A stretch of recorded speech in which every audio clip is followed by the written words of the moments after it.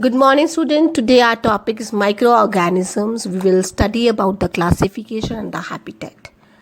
As the word microorganisms, they are microscopic organisms which cannot be seen with the naked eye, and usually they are unicellular in nature.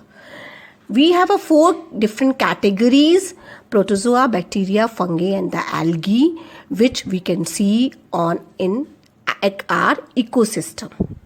You can see on the screen mushrooms, viruses, which we can't see with the naked eye. If you go near the pond means having a dirty water over there, you can find out from there. When you see this sample through the microscope, you will come to know different shape, structure, and the types under the powerful microscope which is used to see the microbes. Then we do one activity. We can observe the microorganism under the microscope. We can take a moist bread. Same in the figure. You can see on the screen. When you see this moist bread after 2-3 days under the microscope, you will see a radule, long, thin stacks which is present, and that comes to know that these are known as a bread mold. So this comes under the category of fungus. We can classify this microorganisms into the 4 different categories. We can classify. You can see on the screen bacteria, fungi, protozoa, and algae. Different shapes and the structure even you can see from here. So they are useful also and they are harmful. They are used for they may be the unicellular, they may be multicellular, they may be saprophytic, they may be the holophytic under this category. Only the virus is the shape over here, which is a borderline of this. It is not having a cytoplasm or the cell organelles. Do not have cytoplasm and cell organelles. When it enters the host body, which is a living one like us, at that time it activates and start producing. So it cannot survive without a living cell. Like a days now, the virus, there's corona, it goes to enter and body and replicates over there and causes the problem. Same like this viruses. For this, like cold, influenza, these are the disease, cough due to this viruses. And what are the preventive measures? Just to take the vaccination against it or to have a distance, and it goes from the carrier, from one vector to the another person. So the polio, chickenpox, all these are diseases caused by the viruses only, and we stop to them, we take the antibiotics. Now, unicellular organism means one cell structure: Chlamydia monas, bacteria, protozoa, euglena. These are the things. And the multicellulars we have having of many cell. They are the Spirogyra and the bread mold.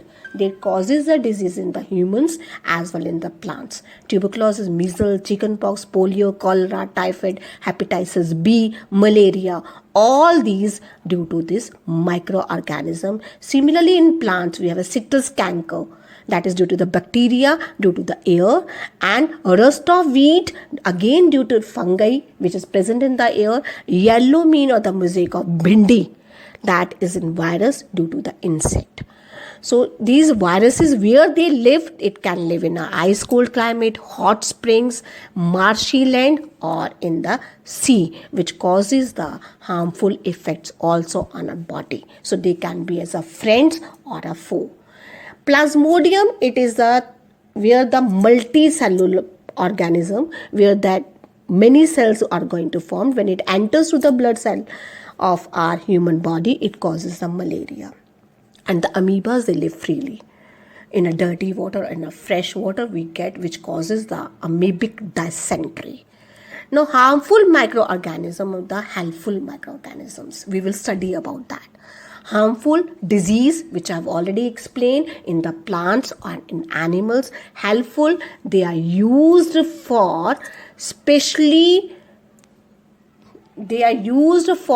this food preservation, like a chemical method, common salt, and moreover in this. Now we have a nitrogen cycle. It is a biological chemical cycle in which the nitrogen is converted into the various chemical forms and circulates among the atmosphere.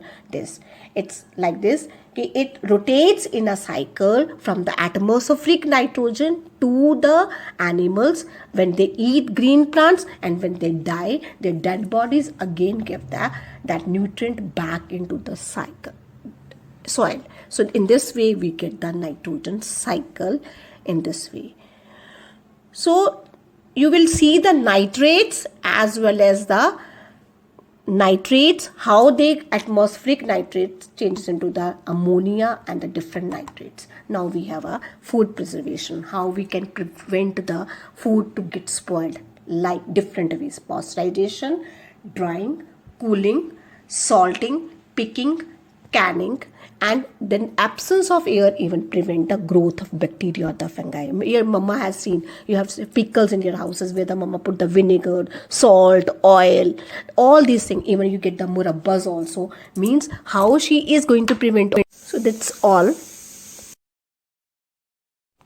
So student, I would like to ask at the end of the chapter the role of decomposers in nitrogen cycle, how the cakes and breads are made.